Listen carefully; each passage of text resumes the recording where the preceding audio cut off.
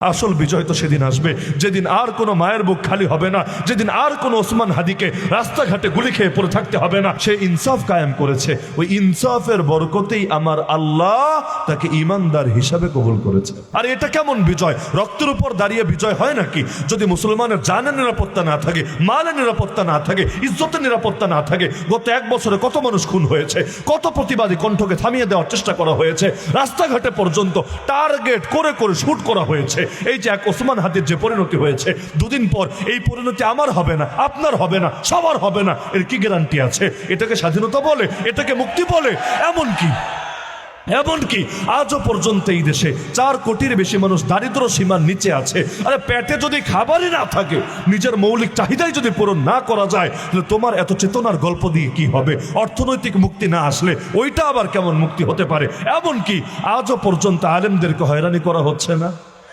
এখনো পর্যন্ত ওয়াজ মাহফিলেও কোথাও কোথাও ঝামেলা আগের মতো হচ্ছে নাকি হচ্ছে না? হচ্ছে। এমনকি কোথাও কোথাও তা আগের চাইতে পর্যন্ত বেড়েছে।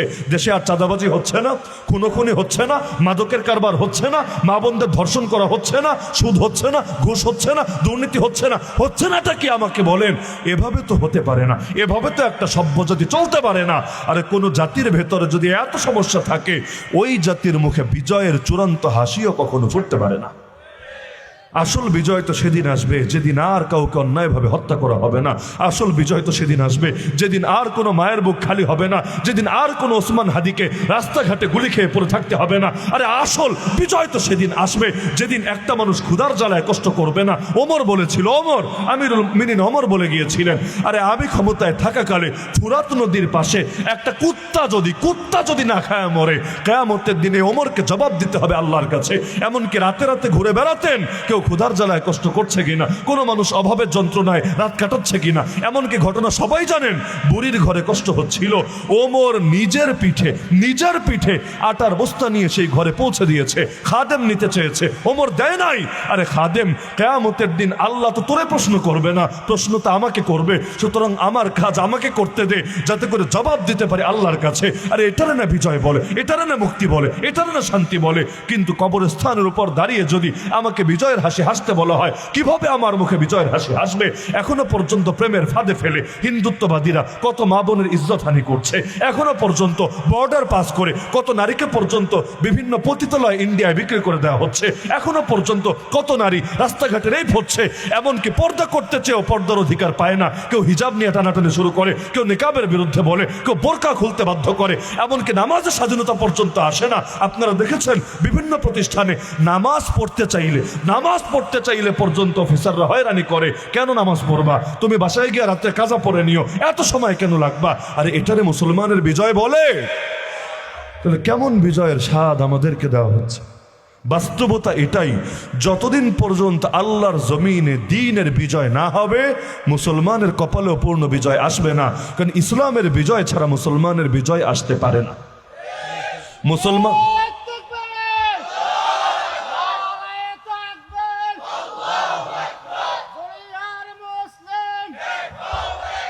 মুসলমানের ইজ্জতের সম্পর্ক ইসলামের সাথে, মুসলমানের বেইজ্জতির সম্পর্ক ইসলামের সাথে, মুসলমানের বিজয়ের সম্পর্ক ইসলামের সাথে, মুসলমানের পরাজয়ের সম্পর্ক ইসলামের সাথে। আমাকে বলেন, আল্লাহকে নারাজ করে আল্লাহর বান্দা পৃথিবীতে কখনো ভালো থাকতে পারবে কিভাবে? ভালো রাখার মালিককে।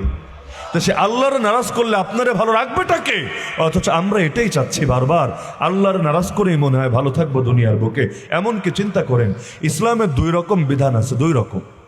একরকম বিধান এমন যেটা নিয়ে কারো কোনো দ্বিমত করার সুযোগ নাই, মুসলমানেরও না, হিন্দু, খ্রিস্টান, বৌদ্ধ, নাস্তিক, আরো যা কিছু আছে, কারো না। বলবেন এগুলো আবার কোনগুলা? আরে এইরকম বিধান কয়েকশো বলতে পারবো, কয়েকশো। যেমন দেশের মধ্যে চুরি চলতে দেওয়া উচিত না, ডাকাতি বন্ধ হওয়া উচিত, ঘুষ বন্ধ হওয়া উচিত, দুর্নীতি বন্ধ হওয়া উচিত, চাঁদাবাজি বন্ধ হওয়া উচিত, জুলুম বন্ধ হওয়া উচিত, গুম বন্ধ হওয়া উচিত। এরকম যদি তালিকা করতে শুরু করি, তালিকাটাকে ছোট হবে না অনেক বড় হবে? এগুলো কি ইসলামের শিক্ষা না? জুলুম দূর করে ইনসাফ প্রতিষ্ঠা করে, এগুলোকে ইসলামের শিক্ষা না? আরে এটাই তো অনেক বড় শিক্ষা ইসলামের।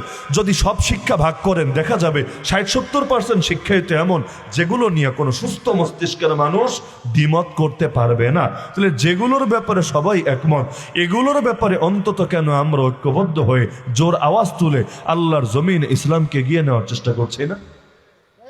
আজকালও যে অনেকে প্রশ্ন করে, আচ্ছা এই দেশে ইসলামের পক্ষের মানুষেরা যদি ক্ষমতায়ও চলে যায় পূর্ণ ইসলাম কি প্রতিষ্ঠা হবে? জবাব এক বাক্যে, না, হবে না, হবে না, আসলে হবে না। কিভাবে? কারণ ইসলামের অনেকগুলো বিষয় এমন যেটা আসলে অনেকের উপর এখনই চাপানো যাবে না, একটু সময় লাগবে। যেমন চোর চুরি করলে হাত কাটতে হবে, এটাও তো ইসলামের বিধান। জিনাকার জিনা করলে পাথর মেরে হত্যা করতে হবে বিবাহিত হলে, এটাও তো ইসলামের বিধান। নামাজের টাইমে নামাজ পড়তে বাধ্যতামূলক থাকবে, না পড়লে জেলে নিয়ে ভরা হবে, এটাও তো ইসলামের বিধান।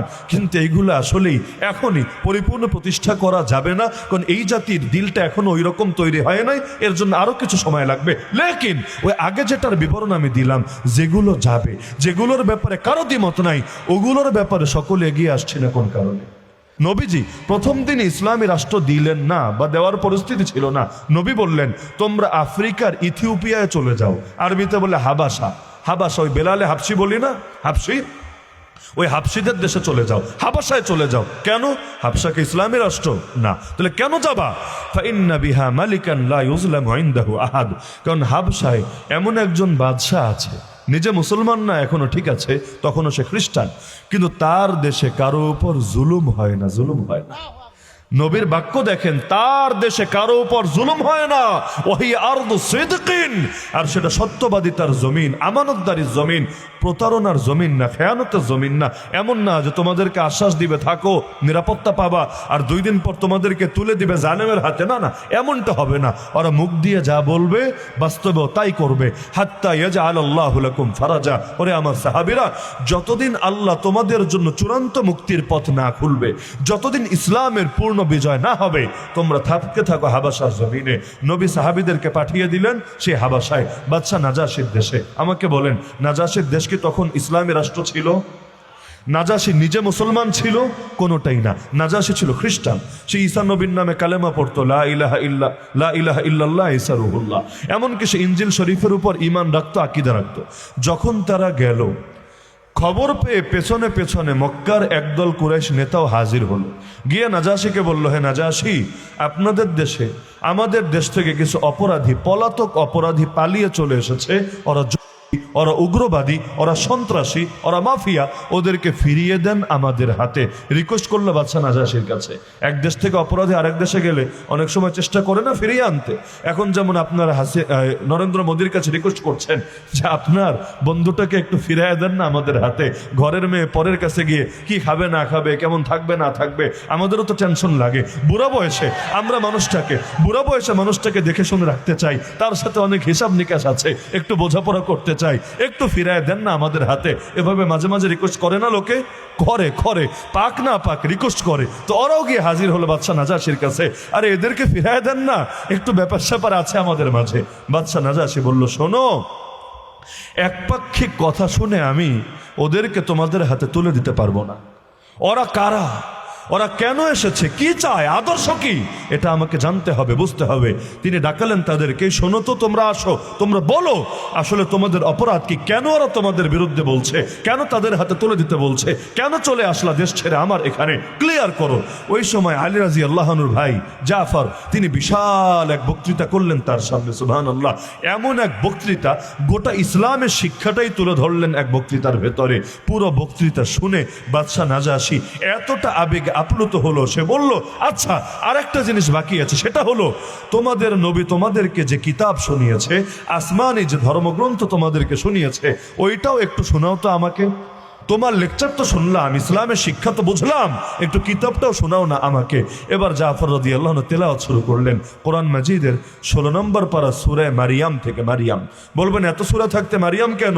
কারণ ওই যে আগেই বলেছি, বাদশা নাজাশি তো খ্রিস্টান ছিল। খ্রিস্টানরা কোন নবীকে মানে? নবী ঈসাকে। নবী ঈসার মায়ের নাম কি?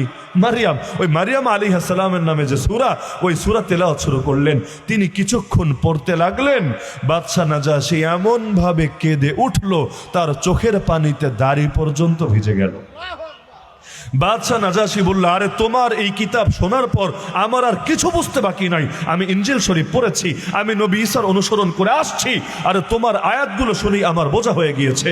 ইনজিল এসেছে যার থেকে, এই আয়াতগুলো অবশ্যই এসেছে তার থেকে, না হলে এত বেশি মিল থাকা সম্ভব না একই উৎস থেকে না আসলে। এবার তাদেরকে বলল, মক্কার মুশরিক নেতাদেরকে, আরে তোরা ভাগ এখান থেকে, খবরদার আমি যতদিন জীবিত আছি এদের একজনকেও তুলে দেব না তোদের মতো খুনি আর জালেমদের হাতে। বাস ভাগায় দিল। এতটুকুই না, এই নাজাশি পরবর্তীতে একসময় কালেমা পড়ে মুসলমান হয়ে গিয়েছে। এই নাজাশি যখন মারা গেল আমার নবীর জীবনের প্রায় শেষের দিকে, আমার নবীর ওয়াফাত হয়েছে 11 হিজরির রবিউল আউয়াল মাসে, সবাই জানেন রবিউল আউয়াল মাসে। এর মাত্র 2 বছর আগে 9 হিজরি মানে 9 নম্বর হিজরি সনের রজব মাসে মৃত্যুবরণ করলো বাদশাহ নাজাশি। আর কোন কোন ইতিহাসবিদের মতে 9 হিজরিতে না 8 হিজরিতে, তো 9ই হোক আর 8ই হোক, 9 আর 8-এর সাথে 11-র দূরত্ব আর কদ্দূর, মানে আমার নবীর জীবনের প্রায় শেষের দিকেই বাদশাহ নাজাশি মারা গেল তার দেশে। কোথায়? আফ্রিকার ইথিওপিয়া আর কোথায় আরবের মদিনা। কত দূর। আমার নবীকে এই সংবাদ জানিয়ে দিলেন আল্লাহ নিজে। আমার নবী সাহাবীদেরকে বললেন, জাবের রাদিয়াল্লাহু আনহু হাদিস, মাতাল ইয়াউমা রাজুলুন সালিহ, সাহাবীরা আজকে আল্লাহর বড় এক নেককার বান্দার মৃত্যু হয়েছে। অন্য হাদিসে আছে আবু হুরায়রার হাদিস, তিনি বললেন, ইস্তাগফিরু লিআখিকুম, তোমরা তোমাদের এই ভাইটার জন্য, এই ভাইটার জন্য ক্ষমা চাও, ইস্তেগফার করো আল্লাহর কাছে। এমনকি হাদিসে আছে নবী নিজে জানাজা পড়ালেন এই মদিনা শরীফে বসে বাদশাহ নাজাশির। কোথায় আফ্রিকা, কোথায় মদিনা, জানাজা পড়ালেন কিভাবে? লাশ সামনে থাকা লাগে না জানাজায়? আরে ইমামের সামনে লাশ থাকা লাগে না? লাগে তো। নবী কিভাবে গায়েবানা জানাজা পড়লেন? যেখানে গায়েবানা জানাজা পড়া যায় না, জানাজাটা লাশ সামনে রেখেই পড়তে হয়, নবী কিভাবে পড়লেন? আমার আল্লাহ নবীকেও এই মুআজিজা দিলেন আর বাদশাহ নাজাশিকেও এই সম্মান দান করলেন।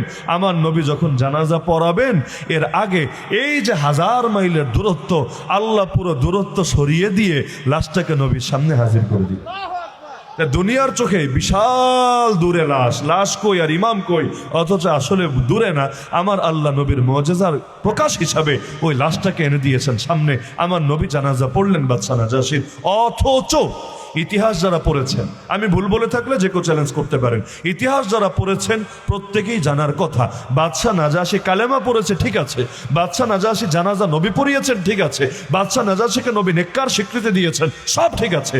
বাদশাহ নাজাশি তার দেশে কিন্তু ইসলামী শরিয়ার পূর্ণাঙ্গ শাসন কায়েম করতে পারেন নাই। কারো যদি ভিন্ন কোনো তথ্য জানা থাকে আমাকে বলেন, আমি জানি, সমস্যার কিছু নাই। প্রত্যেকের থেকে শিখতে পারে, আমার থেকে সব আপনাকে শিখতে হবে জরুরি না। কারো যদি জানা থাকে, না হুজুর আপনি ভুল বলছেন, বাদশাহ নাজাশি তার দেশকে ইসলামী রাষ্ট্র বানিয়েছিলেন, আপনি জানেন না, আপনার পড়াশোনায় কমতি আছে, এমন যদি কারো জানা থাকে বলতে পারেন, আমাকে বলবেন। কেউ জানা আছে কারো? তাহলে যেই লোকটা নিজের দেশে পূর্ণ ইসলামী শরিয়া কায়েম করতে পারলো না, নবী কেন তার এত প্রশংসা করছেন, নবী কেন তার জানাজা পড়ছেন? এখান থেকে কোনো শিক্ষা আছে নাকি নাই? কালেমা পড়েছি যেই নবীর নামে, শিক্ষাও তো ওই নবীর থেকেই নিতে হবে। এখান থেকে এই শিক্ষাটাই আমি বুঝি, আমি এটাই বুঝি, আমার আল্লাহ সাধ্যের বাইরে বোঝা কারো উপর চাপিয়ে দেন না, তবে যতটুকু সাধ্যে আছে এটাতে আবার ছাড়ও দেন না। আবু তলেবের সাধ্যে ছিল কালেমা পড়া, পরে নাই, আমার আল্লাহর জাহান্নামী বানিয়ে দিয়েছে। বাদশাহ নাজাশি একা মুসলমান হয়েছে ঠিক আছে, তার রাজ্যের অন্যরা তো মুসলমান হয় নাই, যার কারণে একাই চাইলে একদিনে ইসলামী শরিয়া পুরো কায়েম করতে পারবে বিষয়টা এমন না। তারও ইচ্ছা ছিল, পরিবেশ করতে চেয়েছিল, সময়টা আর পায় নাই। এর আগেই মালাকুল মাউত চলে এসেছিল, তাকে আল্লাহর কাছে যেতে হয়েছিল। মানুষ তো কত প্ল্যানই করে, সব প্ল্যান তো পূরণ হয় না, পূরণ হয় সেটা যেটার ব্যাপারে আমার আল্লাহর ইচ্ছা আছে। নাজাশি চেয়েছিল গোটা দেশে ইসলাম কায়েম করবে, পারে নাই, এর আগে মৃত্যু হয়েছে, কিন্তু সে ইনসাফ কায়েম করেছে। ওই ইনসাফের বরকতেই আমার আল্লাহ তাকে ঈমানদার হিসাবে কবুল করেছে। তাহলে ওই যে আমি আগে যে কথা বলেছিলাম ওটার সাথে এই ইতিহাসের মিল আছে কি না? আপনি যদি আজ ওই বাংলাদেশেও যদি জুলুমের বিরুদ্ধে আওয়াজ তোলেন, দুর্নীতির বিরুদ্ধে আওয়াজ তোলেন, গুম খুন ধর্ষণ মাদকের বিরুদ্ধে আওয়াজ তোলেন, আমি এটাই বুঝি এই দেশের আপামর জনসাধারণ প্রত্যেকে আপনার পাশে দাঁড়ায় যাবে ইনশাআল্লাহ।